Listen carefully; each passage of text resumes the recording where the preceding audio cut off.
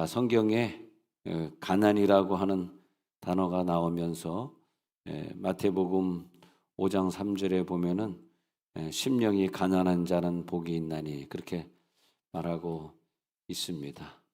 우리가 혼만을 생각하고 살았을 때의 그 가난함은 내가 없기 때문에 가난하고 못 먹어서 가난하고 그렇게 생각했었는데 그 세상적인 가난, 육의 가난, 뭐가 육에 뭐가 핍절되어서 우리가 가난하게 느끼는 가난은 마태복음 5장 3절에서 말하는 영이 가난한 거와 다른 단어를 쓰고 있습니다.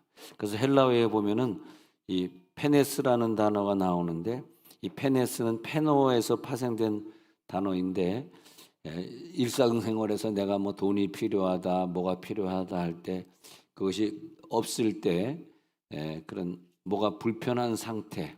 그래서 현실적으로 보면 내가 없다. 왜 이게 나에게 없지? 그랬을 때 이것을 페네스다, 가난하다. 그렇게 말하고 있습니다. 그래서 성경에 보면은 가난이라는 단어가 크게 두 가지로 나오는데 페네스라는 단어가 나오는데 그것은 어떤 영적인 가난이 아니라 육적인 가난 그렇게 보겠습니다. 육적으로 가난하다. 육이 가난하다. 우리가 이렇게 자꾸 성경을 좀 깊이 보면 볼수록 더 성경이 재미있고 더 막 파고 들어가고 싶고 그런 게 성경입니다. 그리고 하나님의 뜻을 또 이 단어를 풀어가면서 더 깊이 하나님의 뜻을 볼 수 있고요. 그래서 이 페네스라는 단어는 뭐 생명에는 지장은 없는 거지만 그래도 내가 육적으로 좀 필요한데 안 생겼을 때 힘들 때 왜 나는 이렇게 돈이 없지? 왜 나는 이렇게 힘들게 살아야 되지?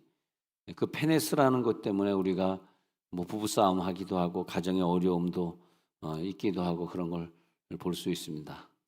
근데 이제 이 가난이라는 단어가 페네스 말고 영으로 가난하다 하기 때문에 우리가 이 심령이 가난한 자는 할 때 이게 혼이 가난해야 되는 거야? 아니면 영이 가난해야 되는 거야? 그걸 찾으려고 그러면 원어를 찾아보면 금방 알 수 있어요. 그래서 이 성경에 마태복음 5장 3절에 심령이 가난한 자는 할 때 이것은 영을 얘기했기 때문에 페네스라고 적혔나? 이렇게 보면 페네스가 아니라 심령이 가난한 자는 복이 있나니 천국이 그들의 것이며 그래서 이게 뭐가 가난한 거지 했을 때 헬라어는 푸토코스를 쓰고 있습니다. 그러면 푸토코스를 썼다는 것은 이것은 영적 가난이에요. 영적 가난. 그래서 이것은 뭐가 내가 뭐 없다, 내가 뭐 부족하다 그런 거와 전혀 상관없이 아무리 내가 모든 걸 다 갖추고 있고 내가 부유하다 할지라도 또 영이 가난한 사람이 있어요.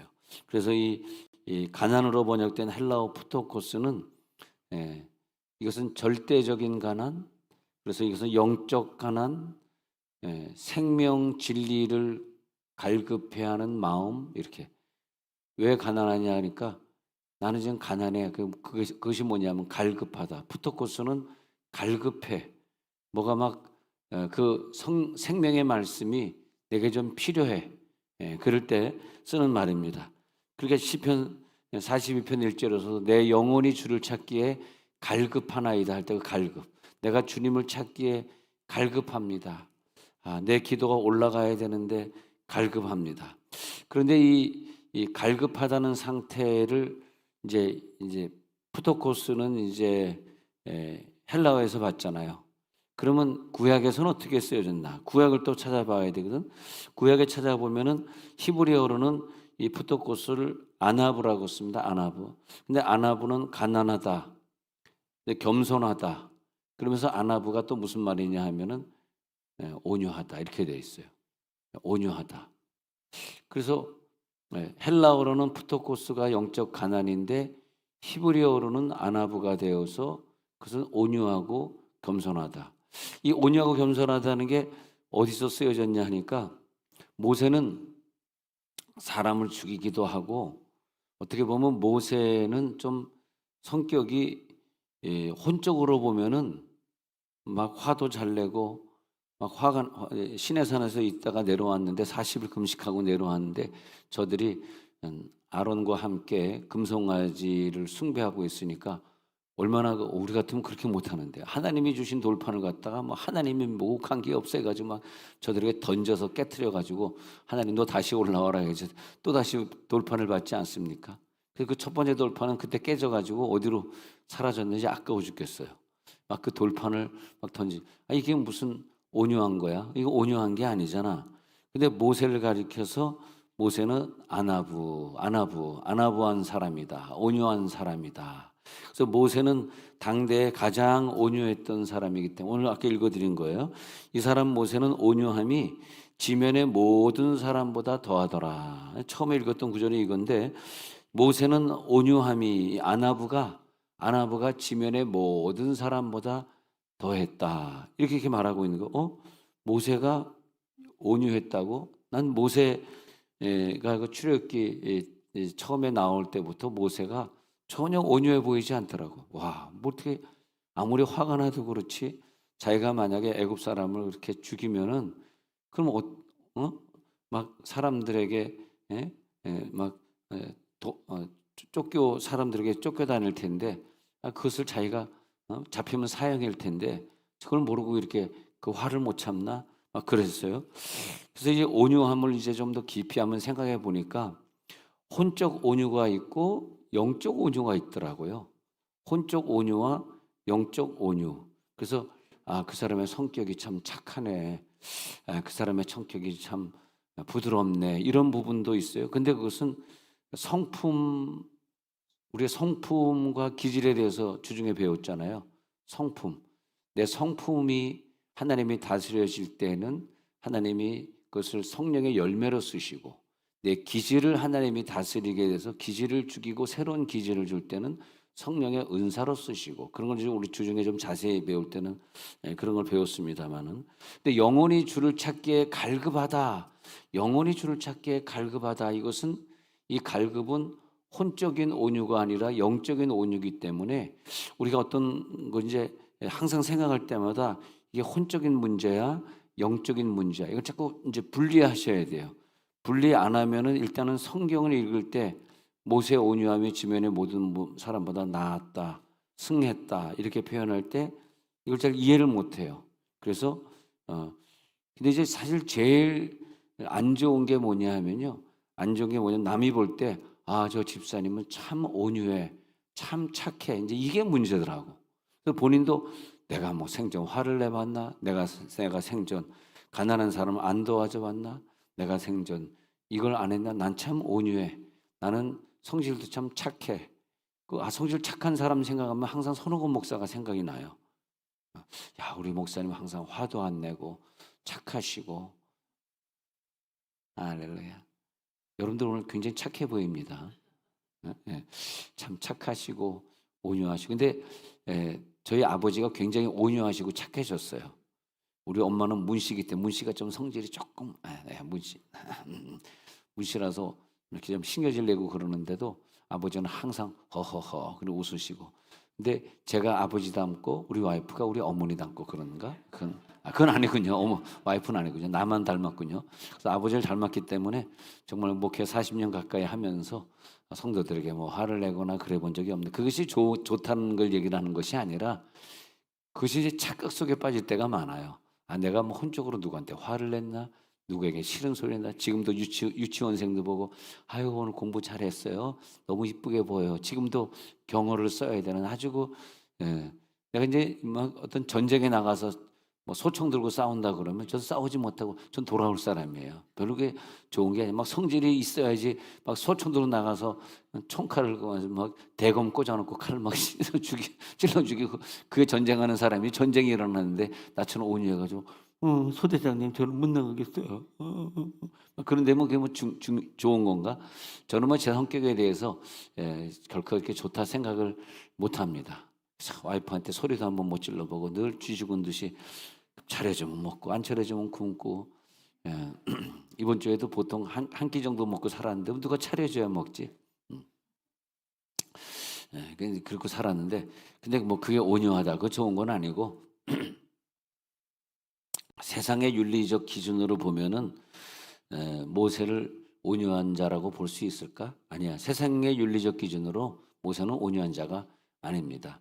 모세가 온유하다고 얘기할 때는 영적으로 온유하다. 자, 우리 이 성품적으로 온유한 사람이 뭐가 문제냐면, 아까 내가 그 사람이 문제다 그랬는데 뭐가 문제냐 하면은 자기 영이 가난해지질 않는 게 그게 문제더라고.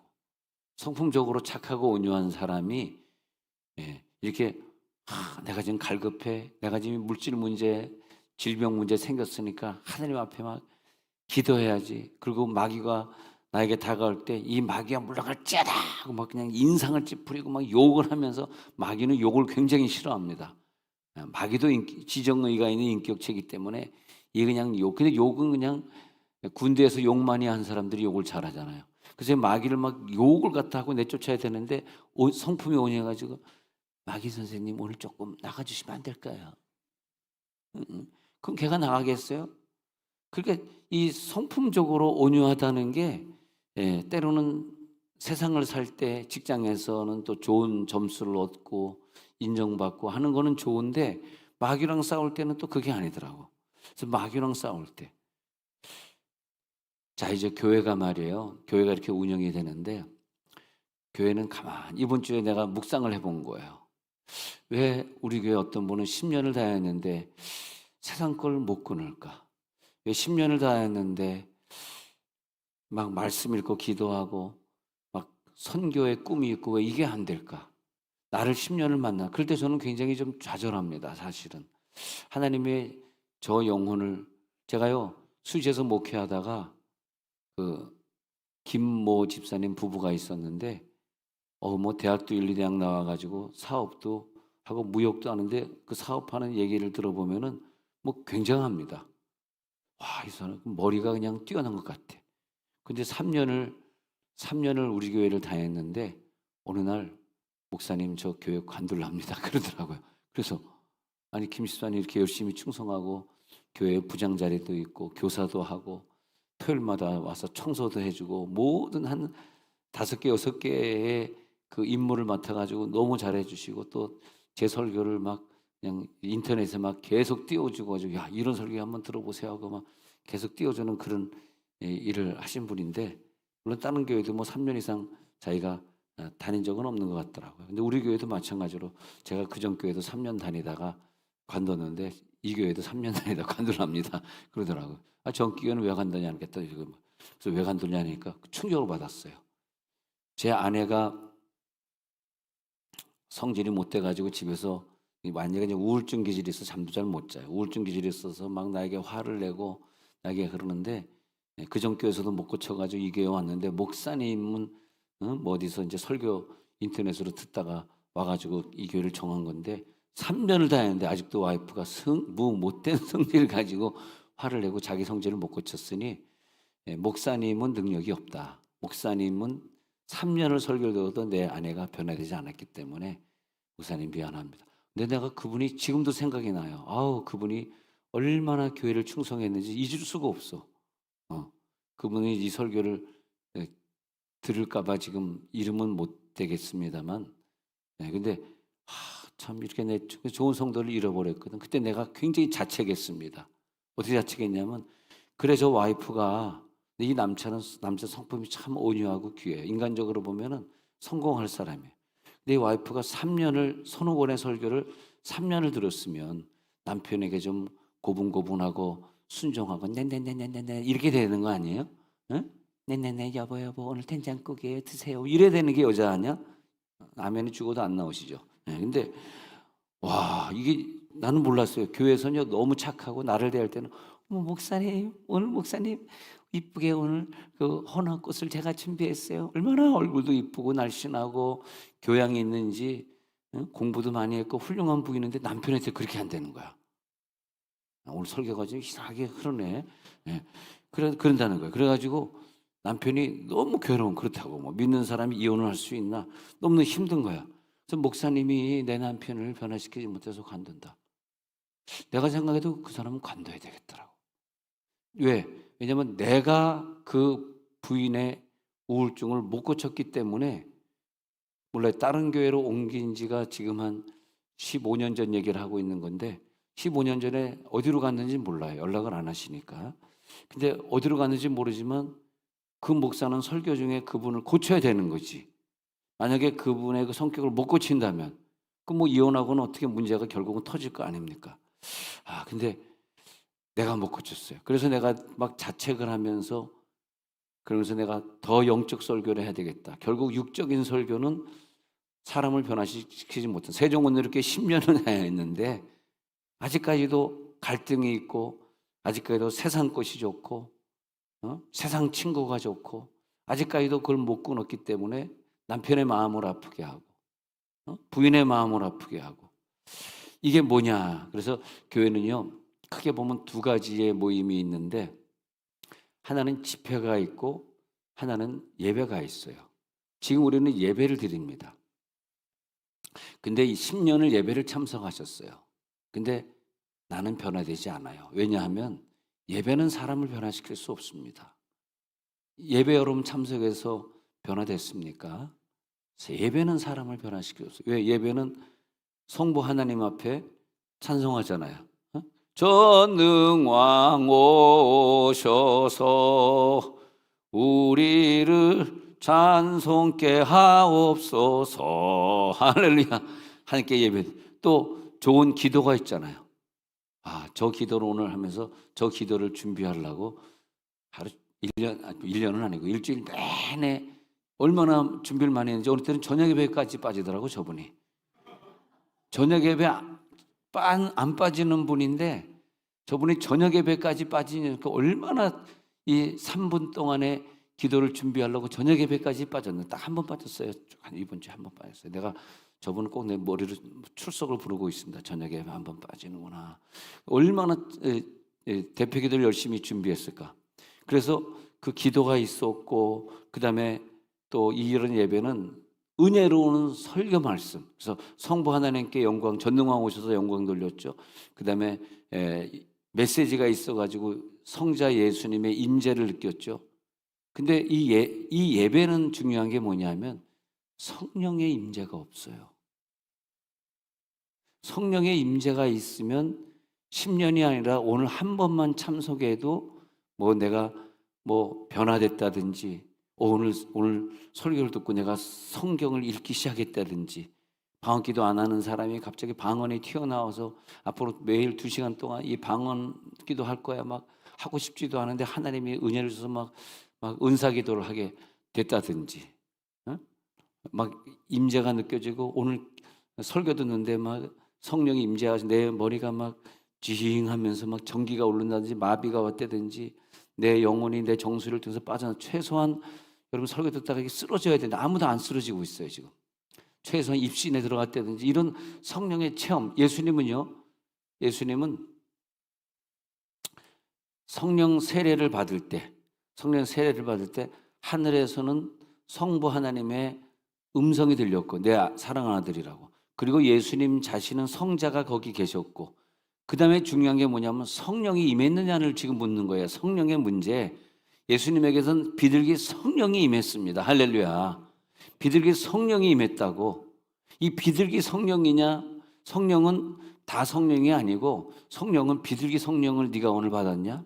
그래서 비둘기처럼 온유한 자, 영이 온유한 자를 말하는 거야. 아까 말한 거 혼이 온유한 자, 페넷을 말하는 것이 아니라 영이 온유한 자가 영이 온유한 자를 말하는 영이 온유하다라고 하는 것은 프라우테스를 말하는 거예요.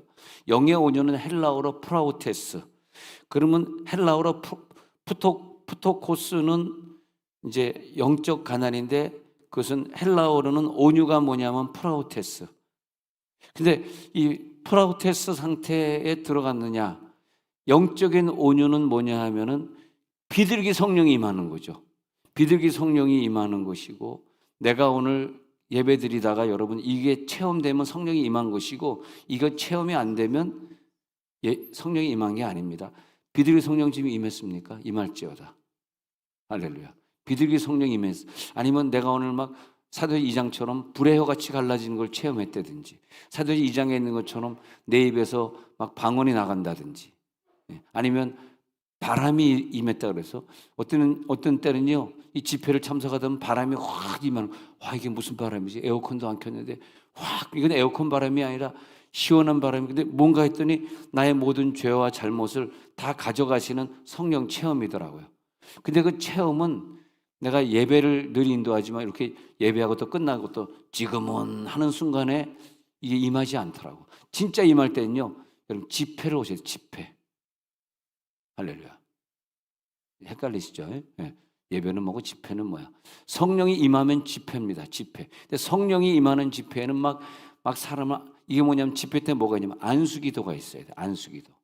안수기도 많이 받아 보였어요? 우리 교회는 27번, 27명은 항상 나옵니다. 미치죠, 사람. 힘들죠. 이번 주 금요일도 그분이 연락 없이 앞에 서가지고 또 기도를 받습니다. 근데 예배 끝나고는 사실요, 안수를 받아요. 근데 10년 동안 예배 끝나고 안수도 한 번 안 받았으면 성령이 임할 수가 없어요. 말씀이 있고, 그리고 기도가 있고, 찬양이 있고, 다 좋은데 성령의 임재가 있어야 되거든. 그것을 집회다. 특히 집회 중에서 중요한 집회가 뭐냐면 목장 예배가 중요한 집회예요. 목장 예배. 목장 예배는 뭐 묵도합니다, 축도합니다. 이걸 하려고 모이는 게 아니잖아. 공부하고 그다음에 막 통성으로 기도해가지고 목장 인원들 가지고 있는 병도 내쫓고 막 그게 굉장히 중요한 거예요. 오늘 목장 연합 헌신 예배 주일이잖아. 할렐루야. 목장에 참여 못하시는 분 10년을 가도 은혜를 체험할 기회가 없는데, 우리 교회는요 목장에 참여한 사람들이 간증이 많아요. 목장에 참여하는데 이런 은혜를 받았는데, 간증하다가 막 울고, 목장에 가면 어떤 목장 그렇게 막 많이 울더라고. 근데 지금 뭐 울음이 나오는 건 아니잖아. 여러분 예배 일주일에 한 번 예배 드리는 거요, 10년이 아니라 100년에도 내가 변화되지 않아요. 일주일에 한 번 예배는, 난 그렇게 생각해요. 예배는 하나님 앞에 영광 돌리는 기능 외에는 없더라고. 하나님 영광. 근데 예배를 꾸준히 드리는 사람은 하나님이 영광 받으시니까 많은 축복은 주시겠죠. 그래서 예배 열심히 참석한 사람은 직장 떨어지지 않게 하시고, 아이들은 좋은 학교 들어가게 하시고, 뭐 그런 축복은 받지만, 우리가 뭐 그런 축복만을 위해 이 땅에 왔냐? 저 천국에서 누릴 영원한 상급을 위해서 왔기 때문에 이 예배 플러스 알파, 주일 저녁 집회입니까? 수요일 집회입니까? 그래서 우리 교회는 부흥회를 2달에 한 번 하잖아요. 부흥회 집회입니까? 목장의 모임입니까? 아니면 다른 선교의 모임입니까? 내가 열심히 참석해가지고 뭐가 되냐? 혼이 말고 영이 온유한 자가 되었더라. 영이 온유한 자. 영이 온유한 자는 헬라어로는 프로테스, 히브리어는 아나부, 그렇게 적혀 있는데요. 그래서 마태복음 5장에서 심령이 가난한 자는 푸토코스한 자는, 영이 가난한 자는 누구냐 하니까 마태복음 5장 3절, 애통하는 자다. 애통은 펜순테스는 애통하는 자인데, 이 애통은 왜 애통하냐 하니까 말씀이 갈급해서 애통하는 거예요. 내가 아파서 애통하는 것이 아니라. 그래서 말씀으로 저들이 위로를 받는 게 펜순테스예요. 순이 세타로 적혀 있죠. 펜순테스는 막 말씀이 사모되어, 하나님 내가 지금 말씀이 없어요, 막 울음이 나오는 거예요. 애통하는 거예요. 너무너무 사모되어가지고, 주님이 너무너무 보고 싶고 사모되어가지고 애통하는 거예요. 그런 상태로 가는 거죠.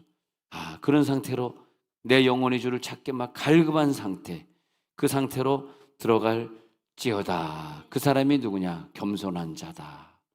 영이 갈급한 자다. 영이 갈급한 게 뭐냐? 애통하는 자. 애통하는 자가 누구냐? 바로 그것이 온유하. 그래서 가난한 자는, 가난이 나오고 애통이 나오고 온유한 자는 땅을 차지할 것이다. 마태복음 5장에 그렇게 적혀 있거든요. 이게 다 영적인 얘기거든요. 근데 우리가 그런 영적인 걸 체험할 때 히브리서 12장 6절에 체험에 가보면요, 히브리서 12장 6절에서 우리들이 체험하면은 이것을 체험하기 위해서 영을 사랑하는 하나님이, 내 영을 사랑하는 사람이 뭘 주냐면, 그가 받아들이신 아들마다 자녀의 권세를 가지신, 자녀의 권세인 사람들마다 하나님은 채찍질 하신다. 연단을 주시고 고난을 주셔요. 이건 영의 연단이고, 영을 온유하게 만드시려고 채찍질 하시고 고통을 주신다. 영이 온유해져야지 결국은 하나님의 말씀을 영적으로 받아들이고, 여러분 오늘 설교를 귀로 듣지 마시고 영으로 들을지어다. 근데 영이 잠자고 있고 영이 죽어 있는 사람은 설교를 영으로 들을 수 없기 때문에 자기 혼으로 들어서 혼으로 판단하고 혼으로 결심하고 혼으로 결정하는 정도로 끝나기도. 혼으로 근데 10년 100년을 들어도 내 영에게 터치가 안 되기 때문에 여러분 항상 예배 올 때마다 우리가 주일 아침에 드리는 예배를 할지라도 하나님 임재해 주세요. 내가 사모합니다. 내가 영계에 들어가서 저 말씀을 듣길 원합니다. 그것을 꼭 하시기 바랍니다. 혼으로 백날 들어도 내가 변화되. 문제는 뭐냐면 내 영이 변화되지 않은 상태에서 계속 가다가 보면은 난 그런 게 참 안타까운 것 같아요. 어떤 큰 병을 만나거나 어떤 큰 문제 예기치 못한 걸 만났을 때, 그래서 내가 그 장로님 부부에게 이 딸이 지금 30대인데 30대에 아주 중요한 직장하는 의사인데 지금 갑자기 암이 걸렸는데 고쳐줘야 되는데 이건 부모 책임 아닙니까? 그래서 장로님 방언으로 기도하십니까? 귀신 쫓는 기도 좀 해보셨나요? 질병아 물러가라는 그런 명령하는 기도 해보셨어요? 그랬더니 생전 교회에서 배우지 않아서 저는 못 해봤습니다. 그러면 권사님 하세요? 권사님도 못해. 나 그때 진짜 마음이 아프더라고요. 아니 부모가 된 사람이 영의 은혜를 받아가지고 근데 이런 일이 30대에게 일어날 줄은 어떻게 알았어? 몰랐잖아요. 근데 갑자기 암이 걸리니까 그래서 장례식을 하면서 제가 많이 울었습니다. 너무 원망스럽다더라고요. 그 부모가 교회 장로식이나 돼가지고 영적 기도도 하지 못하고 영적으로 물리쳐야 되는데 영적인 병이니까 영적으로 싸워야 되는. 그러니까 우리들이 5년 10년 동안 꾸준히 영의 은혜를 받고 이렇게 준비된 상태에서 어떤 문제가 왔을 때 내가 그동안 5년 10년 동안 영적 기도했지, 영적 집회 참석에 영적 목장에서 내가 능력을 키웠지 할 때는 내가 그것 속죄값이 내 속죄값이 높아가지고 그러니까 우리들의 영은 면역력 그걸 갖다 키우고 있는 게 영이에요. 면역력을 5년, 10년 동안 꾸준히 키웠잖아. 그럼 저쪽에서 어떤 어려움이 왔을 때 그걸 싸워 이기려면 넉넉한 힘이 있는데 평소 기도 능력이 없고 평소 집회의 능력이 없기 때문에 이게 안 되는 거죠. 너무 눈물 나고 아픈 사건입니다. 자, 그래서 에베소 3장 16절에도 마찬가지야. 에베소 3장 16절에도 하나님 우리를 사랑하셔가지고 채찍질하고 징계하시고 속사람을 능력으로 강건하게 해주시고 속사람이 영이거든요. 하나님의 목표는 성령을 주셔가지고 성령을 자꾸 받으면서 매번 올 때마다 성령을 체험하는 거야. 우리는 성령을 계속 체험하면서 영이 능력으로 강건해질지어다. 영이 능력으로 강건해진다는 것이 면역력을 키우고 속죄값을 키우는 거예요. 안 그러면 우리가 이걸 이겨낼 수 없어요. 내 가정의 이 문제를 우리가 해결해낼 수가 없어요. 이사야 57장 15절에 가서 보니까요. 이사야 57장 15절에 가서 지극히 존귀하며 영원히 거하시며 거룩하다 이름하는 이가 이와 같이 말씀. 내가 높고 거룩한 곳에 있으며 또한 통회하고 마음이 겸손한 자와 함께 있나니. 이 마음이 겸손한 게 아니라 영이에요. 영. 번역을 해온 거 보면 영을 말하는 것입니다. 그 영이 겸손한 자는 통회하고 통회 자복하는 늘 울면서 영의 눈물이죠. 그리고 영이 겸손해져요. 그 다음에 밑에 구절 보세요. 그 다음에 영을 소생시켜 주세요. 그 영이 겸손한 자의 영을 소생시켜 줘요. 영이 소생될지어다. 그러니까 우리들이 아침 예배를 오시면서 내가 예배 온다라는 자세를 갖지 마시고 부흥에 온다. 할렐루야. 오늘 저 지금 부흥에다 그래 생각하면 영을 받더라고. 근데 나 예배하러 갔지. 거룩. 대표기도 저분 일주일 내내 준비한 수준이구나. 알겠다. 잘했다. 오늘 축도구나. 지금은 나 축도 받았지. 나 복 받았지. 가자. 또 주일날 가서 또 죄 짓고, 주일날에 월요일에 가서 또 죄 짓고. 그렇게 반복돼 가지고는 절대 내게 주어진 내 자녀의 질병을 고칠 수가 없어요. 그렇기 때문에 우리는 이게 승리해야 됩니다. 하나님 오늘 승리하게 해주옵소서. 겸손한 자의 영을 소성케 한다. 이 겸손이 뭘까? 영이 겸손한 자의 영을 다시 살려 주시다. 야고보서 4장 6절에 가서 보니까요. 더욱더 큰 은혜를 주신다. 더욱더 큰 은혜를 주신다. 그게 뭐냐? 영이 교만한 자를 물리치시고 영이 겸손한 자에게만 은혜를 주신다. 오늘 영이 겸손한 상태로 들어갈지어다. 영들이여 겸손하게 말씀을 들으시기 바랍니다. 온유한 말씀을 받아들이시기 바랍니다. 그래서 이 영이 온유한 자는 악한 죄가 나에게 들어오는 것을 절대 받아들이지 못해요. 나쁜 습관이 내게 들어오는 것, 내가 절대 받아들이지 못해요. 그래서 영적으로 모질지 않고 영적으로 부딪히지 않기 때문에 영적으로 온유한 자를 만나면은 그 감정이 쉽게 흥분하지 않고 쉽게 화나지 않는 감정의 상태를 금방 발견하게 돼. 아, 저 사람은 혼적으로 온유하구나. 혼적으로는 온유한데 영은 온유하지 못하네. 그런 사람이 있고, 혼적으로는 온유하지 못한데 근데 영적으로 또 온유한 사람이 있고. 그래서 성령의 기름이 부음이 충만해지면은 그 사람은 병이 걸려도 쉽게 치유가 일어나기 때문에, 왜냐하면 영이 치유의 능력을 갖고 있어요.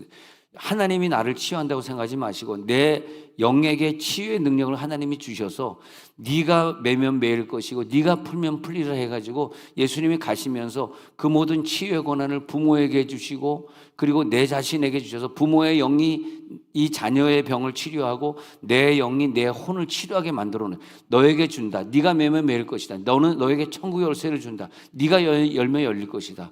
좀 이해가 안 되시지만 그렇게 돼 있어요. 그래서 내 영이 살아있는 자가 하나님 앞에 기도하면 직방으로 응답받는 거죠. 왜? 내 영이 기도하니까. 내 혼이 기도하는 게 아니니까.